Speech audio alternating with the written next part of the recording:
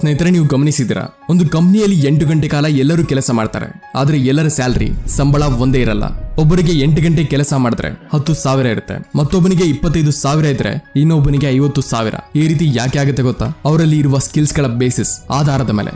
ಅದಕ್ಕೆ ಸ್ಕಿಲ್ಸ್ ಗಳನ್ನ ಕಲಿಯೋದು ಹಾಗೆ ಬಳಸೋದು ತುಂಬಾ ಮುಖ್ಯ ಆಗುತ್ತೆ. ಅದಕ್ಕೆ ನಾನು ಇವತ್ತಿನ ವಿಡಿಯೋದಲ್ಲಿ one of the best skills ನ ಕಲಿಸೋಕೆ ಹೋಗ್ತಾ ಇದ್ದೀನಿ. ಅದೇ ಕಮ್ಯುನಿಕೇಶನ್ ಸ್ಕಿಲ್. ನಿಮಗೂ ಈ ರೀತಿ ಆಗತ್ತಾ? ಅಂದ್ರೆ ನಿಮ್ಮ ಮುಂದೆ ಇರೋರ ಜೊತೆ ಮಾತಾಡ್ಬೇಕು, ಆದ್ರೆ ಮಾತು ಹೇಗೆ ಪ್ರಾರಂಭ ಮಾಡೋದು ಅಂತ ಗೊತ್ತಾಗಲ್ಲ. ಮತ್ತೆ ಯಾರ ಜೊತೆ ಆದ್ರೂ ಮಾತಾಡ್ಬೇಕಾದ್ರೆ ಮತ್ತೇನ್ ಸಮಾಚಾರ, ಮತ್ತೆ ನೀನೇ ಎಲ್ಲ ಹೇಳ್ಬೇಕು. ನಿಮ್ಗೂ ಹೀಗೆ ಆಗತ್ತಾ? ನೀವು ಮಾತಾಡುವಾಗ ಯಾರು ಇಂಟ್ರೆಸ್ಟ್ ಗಮನ ಕೊಡಲ್ವಾ? ನಿಮ್ಮ ಕಮ್ಯುನಿಕೇಶನ್ ಸ್ಕಿಲ್ ಇಂದ ಹೇಗೆ ಯಾರನ್ನು ಕೂಡ ಇಂಪ್ರೆಸ್ ಮತ್ತೆ ಅಟ್ರಾಕ್ಟ್ ಮಾಡಬಹುದು, ಹೇಗೆ ನಿಮ್ಮ ಮಾತುಗಳಿಂದ ಎಫೆಕ್ಟಿವ್ ಆಗಿ ಮಾತಾಡಿ ನಿಮ್ಮ ವ್ಯಾಲ್ಯೂ ಹೆಚ್ಚಿಸಬಹುದು, ಗ್ರೂಪ್ ಡಿಸಿಷನ್, ಬಿಸ್ನೆಸ್ ಮೀಟಿಂಗ್ ಎಲ್ಲಾದ್ರೂ. ಅದಕ್ಕೆ ಸ್ನೇಹಿತರೆ, ಇವತ್ತಿನ ವಿಡಿಯೋ ತುಂಬಾ ಯೂಸ್ಫುಲ್ ಆಗಲಿದೆ, ಕೊನೆ ತನಕ ನೋಡಿ. ಹೊಸಬರಾದ್ರೆ ಚಾನೆಲ್ಗೆ ಸಬ್ಸ್ಕ್ರೈಬ್ ಮಾಡಿ ಮುಂದೆ ಬರೋ ವ್ಯಾಲ್ಯೂಬಲ್ ವಿಡಿಯೋಸ್ಗಾಗಿ. Let's start the video. First, parroting technique. ಸ್ನೇಹಿತರೆ, ನೀವು ಈ ಟೆಕ್ನಿಕ್ ಇಂದ ಯಾರ ಜೊತೆ ಬೇಕಾದ್ರೂ ಕಂಫರ್ಟ್ ಆಗಿ ಆರಾಮಾಗಿ ಮಾತಾಡ್ಬೋದು. ಅದ್ ಹೇಗಂದ್ರೆ ಸ್ನೇಹಿತರೆ, ಸಾಕಷ್ಟು ಸರಿ ನಮ್ಮ ಹತ್ರ ಈ ರೀತಿ ನಡೆಯುತ್ತೆ. ನಿಮಗೆ ಕೆಲವರು ಜನರ ಮಾತಲ್ಲಿ ಸ್ವಲ್ಪನೂ ಇಂಟ್ರೆಸ್ಟ್ ಇರೋದಿಲ್ಲ, ಆದ್ರೆ ನಿಮ್ಮ ಅನಿವಾರ್ಯತೆ ಇರೋದ್ರಿಂದ ನೀವು ಅವ್ರ ಜೊತೆ ರೀತಿ ವರ್ಡ್ಸ್ ಗಳ ಪದಗಳನ್ನ ರಿಪೀಟ್ ಮಾಡ್ಬೇಕಾಗತ್ತೆ. ಈ ರೀತಿ ಆಕ್ವರ್ಡ್ ಮೂಮೆಂಟ್, ಮುಜುಗರ ಸನ್ನಿವೇಶದಿಂದ ಬಚಾವಾಗಲು ಲಿಲ್ ಲೌಂಡಿಸ್ ತಮ್ಮ book how to talk to anyone ಅಲ್ಲಿ ಒಂದು ಟೆಕ್ನಿಕ್ ಬಗ್ಗೆ ಹೇಳ್ತಾರೆ. ಅದನ್ನೇ ಪ್ಯಾರಟಿಂಗ್ ಟೆಕ್ನಿಕ್ ಅಂತ ಕರೀತಾರೆ. ಯಾವ ತರ ಒಂದು ಪ್ಯಾರೆಟ್, ಗಿಳಿ ಎಲ್ಲರ ಮನಸ್ಸನ್ನು ಬರೀ ನಿಮ್ಮ ಮಾತುಗಳನ್ನ ರಿಪೀಟ್ ಮಾಡಿ ಗೆಲ್ಲುತ್ತೋ, ಅದೇ ರೀತಿ ಈ ಪ್ಯಾರಟಿಂಗ್ ಟೆಕ್ನಿಕ್ ಕೆಲಸ ಮಾಡುತ್ತೆ. ನಿಮ್ಗೆ ಕೇವಲ ನಿಮ್ಮ ಮುಂದೆ ಇರೋರು ಏನನ್ನ ಹೇಳಿದ್ರು ಅದರಂತೆ ಬರೀ ಕೊನೆಯ 2-3 ವರ್ಡ್ಸ್ ಪದಗಳನ್ನ ರಿಪೀಟ್ ಮಾಡ್ಬೇಕು. ಎಕ್ಸಾಂಪಲ್, ಯಾವ ತರ ನಿಮ್ಮ ಫ್ರೆಂಡ್ ನಿಮ್ಗೆ ಹೇಳ್ತಾನೋ ಅವನು ರೀಸೆಂಟ್ ಆಗಿ ದುಬೈಗೆ ಹೋಗಿದ್ದ ಅಂತ, ಆಗಲೇ ನೀವು ರಿಪೀಟ್ ಮಾಡಿ, ವಾವ್ ದುಬೈ, ಹೌದು ನಾವು ದುಬೈಲಿ ಅದನ್ನ ನೋಡಿದ್ವಿ, ಇದನ್ನ ನೋಡಿದ್ವಿ, ಮತ್ತೆ ಬುರ್ಜ್ ಖಲೀಫಾ ಅಂತೂ ಸೂಪರ್. ಮತ್ತೆ ನೀವು ಪುನಃ ರಿಪೀಟ್ ಮಾಡಿ, ಓ ಬುರ್ಜ್ ಖಲೀಫಾ. ಈ ರೀತಿ ಅವನು ನಿಮ್ಗೆ ಎಲ್ಲವನ್ನ ಹೇಳ್ತಾ ಹೋಗ್ತಾನೆ. ಈ ರೀತಿ 2-3 ವರ್ಡ್ಸ್ ಗಳನ್ನ ನೀವು ರಿಪೀಟ್ ಮಾಡಿ ನಾವು ಯಾರ ಹತ್ರ ಬೇಕಾದ್ರೂ ಯಾವುದೇ ಆಕ್ವರ್ಡ್ ಮೂಮೆಂಟ್ ಇಲ್ಲದೆ ಗಂಟೆಗಳ ತನಕ ಮಾತಾಡಬಹುದು. ಯಾಕಂದ್ರೆ ಒಂದು ತುಂಬಾ ಫೇಮಸ್ ಕೋಟ್ ಇದೆ, on interested person is an interesting person. ಸ್ನೇಹಿತರೆ, ನೀವು ಈ ಟೆಕ್ನಿಕ್ ನ ಟ್ರೈ ಮಾಡಲೇಬೇಕು. Next, quality. ಸ್ನೇಹಿತರೆ, ಮಾತಾಡುವ ಸಮಯದಲ್ಲಿ ನಾವು ಏನ್ ಹೇಳ್ತೀವೋ, ಎಷ್ಟು ಹೇಳ್ತೀವೋ ಅದಕ್ಕಿಂತ ಹೆಚ್ಚು ಇಂಪಾರ್ಟೆಂಟ್ ಇದೆ ನೀವು ಆಗ ಏನನ್ನ ಹೇಳ್ತೀರಾ ಅಂತ. ಅರ್ಥ ಮಾಡ್ಕೊಳ್ಳಿಲ್ವಾ? ಸರಿ, ನಾನು ಅರ್ಥ ಮಾಡಿಸ್ತೀನಿ. ನೀವು ಸಾಮಾನ್ಯವಾಗಿ ಈ ರೀತಿ ಜನರನ್ನ ನೋಡೇ ಇರ್ತೀರಾ, ಅಥವಾ ನೀವು ಆ ಜನರಲ್ಲಿ ಒಬ್ಬರಾಗಿರ್ಬೋದು. ಯಾರು ಕಾನ್ವರ್ಸೇಷನ್ ನಡುವೆ ಮಾತಾಡುವಾಗ ಆಕ್ಚುಲಿ ರೀತಿ ಶಬ್ದಗಳ ಪದೇ ಪದೇ ಉಪಯೋಗಿಸ್ತಾರೋ. ನನ್ನ ಒಬ್ಬ ಫ್ರೆಂಡ್ ಇದ್ದಾನೆ, ಅವನು 5 ನಿಮಿಷದ ಕಾನ್ವರ್ಸೇಷನ್ ನಡುವೆ 20 ಸಾರಿ ಹೌದು 20 ಸಾರಿ ಆಕ್ಚುಲಿ ಈ ರೀತಿ ಪದಗಳ ಯೂಸ್ ಮಾಡ್ತಾನೆ. ಯಾವ ರೀತಿ ನಾನು ಅವನಿಗೆ ಕೇಳಿದ್ನೋ, ನೆನ್ನೆ ಕಾಲೇಜ್ ಯಾಕೆ ಬರ್ಲಿಲ್ಲ?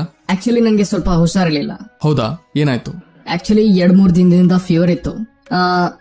ಈಗ ಸರಿ ಇದೆ, ಟ್ಯಾಬ್ಲೆಟ್ಸ್ ತಿಂತಿದ್ದೀನಿ. ಅವನು ಇದೇ ರೀತಿ ಕೇವಲ 5 ನಿಮಿಷದ ಕಾನ್ವರ್ಸೇಷನ್ ಅಲ್ಲಿ ಅವನು ಆಕ್ಚುಲಿ ಪದನ ಧ್ವಂಸ ಮಾಡ್ತಾನೆ. ಅಷ್ಟೇ ಅಲ್ಲ, ಅವನು ಪ್ರತಿ ಸೆಂಟೆನ್ಸ್ ಆದ್ಮೇಲೆ ವರ್ಡ್ಸ್ ನ ಯೂಸ್ ಮಾಡ್ತಾನೆ. ಮತ್ತೆ ಅದರ ಕಮ್ಯುನಿಕೇಶನ್ ಅಲ್ಲಿ ಅವಶ್ಯಕತೆನೇ ಇಲ್ಲ. ಇದನ್ನ ಬಿಟ್ಟು ಅವನು ಮಾತಾಡುವಾಗ ಮತ್ತೊಂದು ತಪ್ಪನ್ನ ಮಾಡ್ತಾನೆ. ಅದರ ಬಗ್ಗೆ ಬೇರೆ ಪಾಯಿಂಟ್ ಅಲ್ಲಿ ಮಾತಾಡೋಣ. ಸದ್ಯಕ್ಕೆ ಒಂದು ಲೈನ್ ಅಲ್ಲಿ ಹೇಳ್ಬೇಕು ಅಂದ್ರೆ ನಿಮ್ಮ ಮಾತನ್ನ ಒಂದೇ ಲೈನ್ ಅಲ್ಲಿ ಟು ದ ಪಾಯಿಂಟ್ ಇಡಿ. ಮಾತಲ್ಲಿ ಭಾರ ಇರಲಿ, ಬೇಡದೇ ಇರೋ ವರ್ಡ್ಸ್ ಅದರ ಉಪಯೋಗನೇ ಇಲ್ವೋ ಅದನ್ನ ಯೂಸ್ ಮಾಡಬೇಡಿ. ಅಥವಾ ಇದನ್ನ ಹೇಳ್ಬೋದು, ಯಾವ ವರ್ಡ್ಸ್ ಗಳ ನಿಜವಾಗ್ಲೂ ಅವಶ್ಯಕತೆ ಇದೆಯೋ ನಿಮ್ಮ ಮಾತನ್ನ ಕನ್ವೆ ಒಪ್ಪಿಸೋದಕ್ಕೆ ಅದನ್ನ ಬಳಸಿ. ನೆಕ್ಸ್ಟ್, ಸ್ಪೀಕ್ ಇಂಗ್ಲಿಷ್ ಮಾತಾಡಿ. ಸ್ನೇಹಿತರೆ, ಇಂಗ್ಲಿಷ್ ಜಗತ್ತಿನಲ್ಲಿ ಹೆಚ್ಚು ಮಾತಾಡುವ ಲಿಸ್ಟ್ ಅಲ್ಲಿ ಟಾಪ್ 3 ಪೊಸಿಷನ್ ಒಳಗೆ ಬರುತ್ತೆ. ಏನಾದ್ರೂ ಫ್ಲೂಯೆಂಟ್ ಇಂಗ್ಲಿಷ್ ನೀವು ಮಾತಾಡೋದನ್ನ ಕಲಿತರೆ ಆಗ ಇದು ನಿಮ್ಮ ಕಮ್ಯುನಿಕೇಶನ್ ಸ್ಕಿಲ್ ಅಲ್ಲಿ ಒಂದು ಬೋನಸ್ ಆಫರ್ ತರ ಇರೋ ಗ್ಯಾರಂಟಿ ತರ. ಇದು ನಿಮ್ಮ ಗ್ಲೋಬಲ್ ರೀಚ್ ಹೆಚ್ಚಿಸಿ ನಿಮ್ಮ ಕಾನ್ಫಿಡೆನ್ಸ್ ಬೂಸ್ಟ್ ಮಾಡುತ್ತೆ, ಜಾಬ್ ಆಪರ್ಚುನಿಟೀಸ್ಗೆ. ಮತ್ತೆ ಇಂಗ್ಲಿಷ್ ನಿಮ್ಮ ಪರ್ಸನಾಲಿಟಿ, ನಿಮ್ಮ ಮಾತಾಡುವ ರೀತಿನ ನೆಕ್ಸ್ಟ್ ಲೆವೆಲ್ಗೆ ತಗೋ ಹೋಗುತ್ತೆ. ಆದ್ರೆ ಸಾಕಷ್ಟು ಜನರಿಗೆ ಅನ್ಸುತ್ತೆ ಇಂಗ್ಲಿಷ್ ಮಾತಾಡೋದು ಮತ್ತೆ ಕಲಿಯೋದು ತುಂಬಾ ಕಷ್ಟ ಅಂತ. ಆದ್ರೆ ಇದು ಈ ರೀತಿ ಇಲ್ಲ. ಬದಲಿಗೆ ಇಂಗ್ಲಿಷ್ ಮಾತಾಡೋದು ಮತ್ತೆ ಕಲಿಯೋದು ತುಂಬಾ ಸುಲಭ. ನೀವು ಬರೀ ಇದನ್ನ ಅರ್ಥ ಮಾಡ್ಕೊಳ್ಳಿ. ಯಾವ ರೀತಿ ನೀವು ಮನೇಲಿ ಕೂತು ಸ್ವಿಮ್ಮಿಂಗ್ ಕಲಿಯೋದಕ್ಕೆ ಆಗಲ್ವೋ, ಸ್ವಿಮ್ಮಿಂಗ್ ಕಲಿಯೋದಕ್ಕೆ ನಿಮ್ಗೆ ನೀರಲ್ಲಿ ಇಳಿಲೇಬೇಕು ಮತ್ತೆ ಪ್ರಾಕ್ಟೀಸ್ ಮಾಡ್ಬೇಕು. ಡ್ರೈವಿಂಗ್ ಮಾಡೋದಕ್ಕೂ ನೀವು ಕಾರ್ ಓಡಿಸಲೇಬೇಕು ಮತ್ತೆ ಪ್ರಾಕ್ಟೀಸ್ ಮಾಡ್ಲೇಬೇಕು. ಅದೇ ರೀತಿ ನೀವು ಫ್ಲೂಯೆಂಟ್ ಇಂಗ್ಲಿಷ್ ಮಾತಾಡೋದಕ್ಕೆ ನೀವು ಯಾರ ನೇಟಿವ್ ಲ್ಯಾಂಗ್ವೇಜ್ ಇದೋ ಅವರಿಂದ ಕಲಿಬೇಕಾಗತ್ತೆ. ನೀವು ಪ್ರಾಕ್ಟಿಕಲಿ ಅವ್ರ ಜೊತೆ ಮಾತಾಡ್ಬೇಕಾಗತ್ತೆ. ಯಾರ ನೇಟಿವ್ ಲ್ಯಾಂಗ್ವೇಜ್ ಇಂಗ್ಲಿಷ್ ಇದೆಯೋ. ಮತ್ತೆ ಇದರಲ್ಲಿ ನಿಮ್ಗೆ ಹೆಲ್ಪ್ ಮಾಡುತ್ತೆ ಕ್ಯಾಮ್ಲಿ ಒಂದು ಈ ರೀತಿ ಪ್ಲಾಟ್ಫಾರ್ಮ್ ಇದೆ. ಅದು UK, USA ಮತ್ತೆ ಕೆನಡಾ ರೀತಿ ದೇಶದಲ್ಲಿ ಇರೋ ನೇಟಿವ್ ಸ್ಪೀಕಿಂಗ್ ಟ್ಯೂಟರ್ಸ್ ಜೊತೆ ಪ್ರೈವೇಟ್ ಮತ್ತೆ ಗ್ರೂಪ್ ಕ್ಲಾಸಸ್ ಆಫರ್ ಮಾಡುತ್ತೆ. ಅಷ್ಟೇ ಅಲ್ಲ, ಇವರ ಟ್ಯೂಟರ್ಸ್ ತುಂಬಾ ಇಂಟರಾಕ್ಟಿವ್ ಇರ್ತಾರೆ. ಇಲ್ಲಿನ ಟ್ಯೂಟರ್ಸ್ ನಿಮ್ಗೆ ಜಡ್ಜ್ ಮಾಡೋದಿಲ್ಲ ಮತ್ತೆ ತುಂಬಾ ಫ್ರೆಂಡ್ಲಿ ಆಗಿ ನಿಮ್ಮನ್ನ ಕಲಿಸ್ತಾರೆ. ಇಲ್ಲಿ ನೀವು ನಿಮ್ಮ ಇಷ್ಟವಾದ ಟಾಪಿಕ್ ನ ಆಯ್ಕೆ ಮಾಡ್ಕೋಬಹುದು. ಅಂದ್ರೆ ಬಿಸ್ನೆಸ್ ಇಂಗ್ಲಿಷ್, ಇಲ್ಲೆಟ್ಸ್, ಟ್ರಾವೆಲ್, ಕಲ್ಚರ್ ರೀತಿ ಸಾಕಷ್ಟು ಟಾಪಿಕ್ಸ್ ಇದೆ. ಇದರ ಪ್ರಕಾರ ನೀವು ಯಾವ್ದಾದ್ರು ಚೂಸ್ ಮಾಡಬಹುದು. ಯಾವ ಟಾಪಿಕ್ ಮೇಲೆ ಅಥವಾ ಯಾವುದರ ಮೇಲೆ ನೀವು ಕೋರ್ಸ್ ಮಾಡಬಹುದು ಅಂತ. ಏನಾದ್ರೂ ನೀವು ಪಬ್ಲಿಕ್ ಅಲ್ಲಿ ಅಥವಾ ಮೀಟಿಂಗ್ ಅಲ್ಲಿ ಕಾನ್ಫಿಡೆನ್ಸ್ ಆಗಿ ಇಂಗ್ಲಿಷ್ ಮಾತಾಡ್ಬೇಕಾದ್ರೆ ಆಗ ಕ್ಯಾಮ್ಲಿ ನಿಮಗೆ ಪರ್ಫೆಕ್ಟ್ ಇದೆ. ಮತ್ತೆ ಎಲ್ಲಕ್ಕಿಂತ ನಿಮ್ಗೆ ಒಳ್ಳೇದೇನೆಂದ್ರೆ ಕ್ಯಾಮ್ಲಿನಲ್ಲಿ ನೀವು ಕೇವಲ 9 ರೂಪಾಯಿ ಫ್ರೀ ಟ್ರಯಲ್ ತಗೋಬಹುದು. ಅದರಲ್ಲಿ ನೀವು 15 ನಿಮಿಷ ಕ್ಲಾಸ್ ನ ಅಟೆಂಡ್ ಮಾಡಬಹುದು. ಏನಾದ್ರೂ ನಿಮಗೆ ಆ ಟ್ರಯಲ್ ಇಷ್ಟ ಆದ್ರೆ ಆಗ ನೀವು ಟ್ಯೂಟರ್ ಜೊತೆ ಒನ್ ಕ್ಲಾಸ್ ಅಟೆಂಡ್ ಮಾಡಬಹುದು ಅಥವಾ ಗ್ರೂಪ್ ಕ್ಲಾಸಸ್ ಜಾಯಿನ್ ಮಾಡಬಹುದು. ಅದರಲ್ಲಿ ನಿಮ್ಮ ಜೊತೆ ಮತ್ತೆ ಇಬ್ಬರು ಸ್ಟೂಡೆಂಟ್ಸ್ ಇರ್ತಾರೆ. ಅದಕ್ಕೆ ಇವತ್ತೇ ಟ್ರಯಲ್ ಕೊಡಿ, ಸ್ಟಾರ್ಟ್ ಮಾಡಿ. ಡಿಸ್ಕ್ರಿಪ್ಷನ್ ಮತ್ತೆ ಕಮೆಂಟ್ ಸೆಕ್ಷನ್ ಅಲ್ಲಿ ಲಿಂಕ್ ಇದೆ. Next, conversation trading. ಸ್ನೇಹಿತರೆ, ನಿಮ್ಮ ಕಾನ್ವರ್ಸೇಷನ್ ಮಾತಾಡ್ಬೇಕಾದ್ರೆ ಹೀಗೆ ಆಗತ್ತಾ? ಮತ್ತೇನ್ ಸಮಾಚಾರ? ಮತ್ತೇನೇನು ನೀನೇ ಎಲ್ಲ ಹೇಳ್ಬೇಕು? ಹೀಗೆ ಇದ್ರೆ ಇದಕ್ಕೂ ಸೊಲ್ಯೂಷನ್ ಇದೆ, ಕಾನ್ವರ್ಸೇಷನ್ ಟ್ರೇಡಿಂಗ್. ಹೌದು ಸ್ನೇಹಿತರೆ, ಇದನ್ನ ನಾವು ಒಂದು ಎಕ್ಸಾಂಪಲ್ ಇಂದ ಅರ್ಥ ಮಾಡ್ಕೊಳ್ಳೋಣ. ನಿಮಗೆ ಯಾರಾದ್ರೂ ಕೇಳಿದ್ರೆ ಯಾವ ಊರು ನಿಮ್ದು? ಆಗ ನೀವು ಹೇಳಿದ್ರಿ ನಾನು ಮೈಸೂರೋನು, ನೀವು ನಾನ್ ಮಂಡ್ಯ, ಮತ್ತಿನೇನು ಆರಾಮ? ಈ ತರಹದ ಕಾನ್ವರ್ಸೇಷನ್ ಮಾತುಕತೆ ಫೇಲ್ ಆಗೋಗುತ್ತೆ. ಆಗ ಅವರ ದಾರಿಗೆ ಅವರು, ನಿಮ್ಮ ದಾರಿಗೆ ನೀವು ಹೋಗ್ತೀರಾ. ಈ ತರ ಕಾನ್ವರ್ಸೇಷನ್ ಮಾಡಬಾರ್ದು. ಅದರ ಬದಲು ನೀವು ಹೀಗೆ ಉತ್ತರ ಕೊಡ್ಬೋದು: ನಾನು ಮೈಸೂರೋನು, ಇಲ್ಲಿ ಬೆಂಗಳೂರಿಗೆ ಜಾಬ್ ಇಂಟರ್ವ್ಯೂಗೆ ಬಂದಿದ್ದೆ. ಈ ಜಾಬ್ ನನ್ಗೆ ಏನಾದ್ರೂ ಸರಿ ಹೋದ್ರೆ ನಾನು ಬ್ಯಾಂಗ್ಳೂರ್ಗೆ ಶಿಫ್ಟ್ ಆಗ್ಬೇಕು ಅನ್ಕೊಂಡಿದ್ದೀನಿ. ಆಗ ಮುಂದೆ ಇರೋನು ಸಹ ಅವನ ಬಗ್ಗೆ ಹೇಳ್ತಾನೆ. ನೀವು ಈ ತರ ಸಿಂಪಲ್ ವರ್ಡ್ಸ್ ಅಲ್ಲಿ ಹೇಳ್ಬೇಕು. ಅಂದ್ರೆ ನೀವು ಆನ್ಸರ್, ಉತ್ತರನ ಒಂದೇ ವರ್ಡ್ ಅಲ್ಲಿ ಕೊಡ್ಬಾರ್ದು. ನೀವು ಕ್ಲೋಸ್ ಎಂಡೆಡ್ ಅಲ್ಲ, ಬದಲಿಗೆ ಓಪನ್ ಎಂಡೆಡ್ ಕ್ವಶನ್ ಮತ್ತೆ ಆನ್ಸರ್ ಕೊಡ್ಬೇಕು. ಯಾಕಂದ್ರೆ ಮುಂದೆ ಇರೋರ್ಗೂ ಆ ಆನ್ಸರ್ ಅಥವಾ ಕ್ವಶನ್ ಅಲ್ಲಿ ಪುನಃ ಕ್ವಶನ್ ಅಥವಾ ಆನ್ಸರ್ ಕೇಳಲು ಸುಲಭ ಹೋಗೋಕೆ. ನೀವು ಏನಾದ್ರೂ ತುಂಬಾ ಕಡಿಮೆ ನಿಮ್ಮ ಬಗ್ಗೆ ಹೇಳಿದ್ರೆ ಆಗ ಕಾನ್ವರ್ಸೇಷನ್ ಥ್ರೆಡಿಂಗ್ ಹೇಗೆ ಆಗೋದು ಸಾಧ್ಯ? ಅದಕ್ಕೆ as open ended question, not close ended. ಈ ಟೆಕ್ನಿಕ್ ಸ್ವಲ್ಪ ಅರ್ಥ ಮಾಡ್ಕೊಳ್ಳಕ್ಕೆ ಕಷ್ಟ ಆಗ್ಬೋದು. ಅದಕ್ಕೆ ಬೇಕಾದ್ರೆ ರಿವೈಂಡ್ ಮಾಡಿ ಪುನಃ ಕೇಳಿ. ಸಿಂಪಲ್ ವೇಲಿ ಹೇಳ್ಬೇಕು ಅಂದ್ರೆ ನೀವು ಕೇಳೋ ಕ್ವಶನ್ ಎಸ್ ಆರ್ ನೋ ಅಲ್ಲಿ ಇರಬಾರ್ದು. Next, use statements.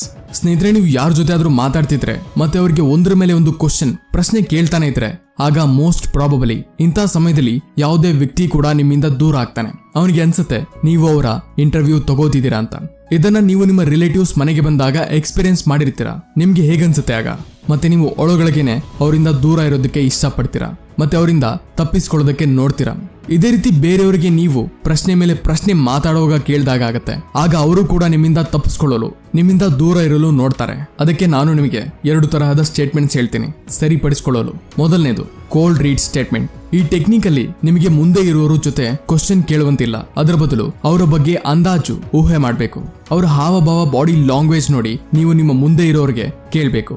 ಲೈಕ್, ನೀವು ಯಾವ ಕ್ಲಾಸ್ ಅಲ್ಲಿ ಓದ್ತಾ ಇದ್ದೀರಾ? ಆದ್ರೆ ಇದು ಸ್ವಲ್ಪ ಬೋರಿಂಗ್ ಆಗುತ್ತೆ.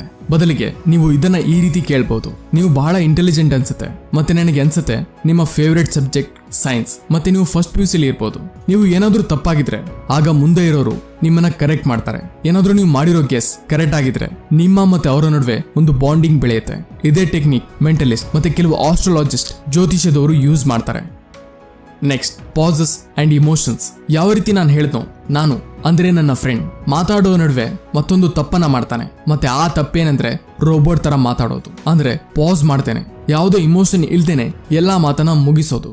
ಯಾವ ರೀತಿ ಅಂದ್ರೆ, ಇತ್ತೀಚೆಗಷ್ಟೇ ನಾನು ಅವನಿಗೆ ಕೇಳ್ದೆ, ನಿನಗೆ ಯಾವ ಸಬ್ಜೆಕ್ಟ್ ತುಂಬಾ ಇಷ್ಟ? ಅವನು ಓದೋದ್ರಲ್ಲಿ ಚೆನ್ನಾಗಿತ್ತ?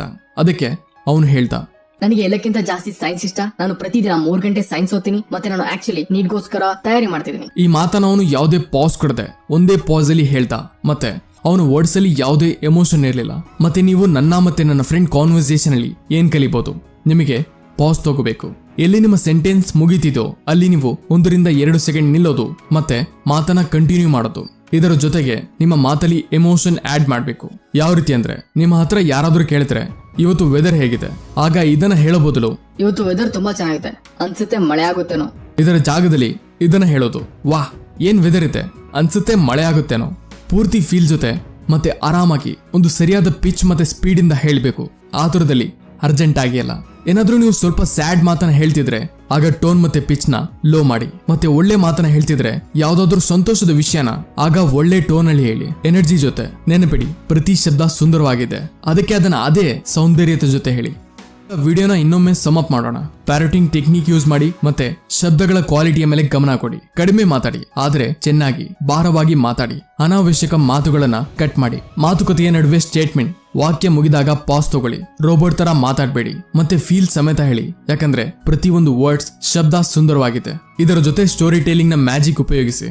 ಮತ್ತೆ ಯಾರ ಜೊತೆ ಎಲ್ಲಾದ್ರೂ ಮಾತಾಡ್ಬೇಕಾದ್ರೆ ಓಪನ್ ಎಂಡೆಡ್ ಕ್ವಶನ್ ಕೇಳಿ ಅಥವಾ ಆನ್ಸರ್ ಮಾಡಿ. ಇದೆಲ್ಲ ನೀವು ಫಾಲೋ ಮಾಡಿದ್ರೆ ನಿಮ್ಮ ಕಮ್ಯುನಿಕೇಶನ್ ಸ್ಕಿಲ್ ಇಂಪ್ರೂವ್ ಆಗುತ್ತೆ. ಐ ಹೋಪ್ ಈ ಕಮ್ಯುನಿಕೇಶನ್ ಸ್ಕಿಲ್ ನಿಮ್ಗೆ ತುಂಬಾ ಹೆಲ್ಪ್ ಆಗಿರುತ್ತೆ. ನಿಮ್ಮ ಸೆಲ್ಫ್ ಇಂಪ್ರೂವ್ಮೆಂಟ್ ಮಾಡೋಕಾಗ್ಲಿ, ಫ್ರೆಂಡ್ ನ ಇಂಪ್ರೆಸ್ ಮಾಡೋಕಾಗ್ಲಿ, ಅಥವಾ ಕಂಪನಿಲಿ ಅಟ್ರಾಕ್ಟಿವ್ ಆಗಿ ಕಮ್ಯುನಿಕೇಟ್ ಮಾಡೋಕಾಗ್ಲಿ ತುಂಬಾ ಉಪಯೋಗ ಆಗುತ್ತೆ. ಮತ್ತೆ ಕ್ಯಾಮ್ಲಿ link description and comment box ಅಲ್ಲಿ ಇದೆ, ಹೋಗಿ ನೋಡಿ, ಯೂಸ್ ಆಗುತ್ತೆ ನಿಮ್ಗೆ. ವಿಡಿಯೋ ಹೆಲ್ಪ್ ಆದ್ರೆ ಲೈಕ್ ಮಾಡಿ, ಶೇರ್ ಮಾಡಿ. ಈ ವಿಡಿಯೋ ನಿಮ್ಮ ಆ ಫ್ಯಾಮಿಲಿ ಮತ್ತೆ ಫ್ರೆಂಡ್ಸ್ಗೆ ಯಾರಿಗೆ ಇದರ ಅವಶ್ಯಕತೆ ಇದೆಯೋ ಇದೇ ರೀತಿ ಸೆಲ್ಫ್ ಇಂಪ್ರೂವ್ಮೆಂಟ್ ಬಗ್ಗೆ ವಿಡಿಯೋಸ್ ಬೇಕಾದ್ರೆ ಎಸ್ ಅಂತ ಕಮೆಂಟ್ ಮಾಡಿ. ಮತ್ತೆ ಇದೇ ರೀತಿ ವ್ಯಾಲ್ಯೂಬಲ್ ವಿಡಿಯೋಸ್ಗಾಗಿ ಚಾನಲ್ ನ ಸಬ್ಸ್ಕ್ರೈಬ್ ಮಾಡಿ, ಬೆಲ್ ಐಕಾನ್ ನ ಪ್ರೆಸ್ ಮಾಡೋದನ್ನ ಮರಿಬೇಡಿ. ಸಿಗೋಣ ಮುಂದಿನ ವಿಡಿಯೋದಲ್ಲಿ. Keep learning.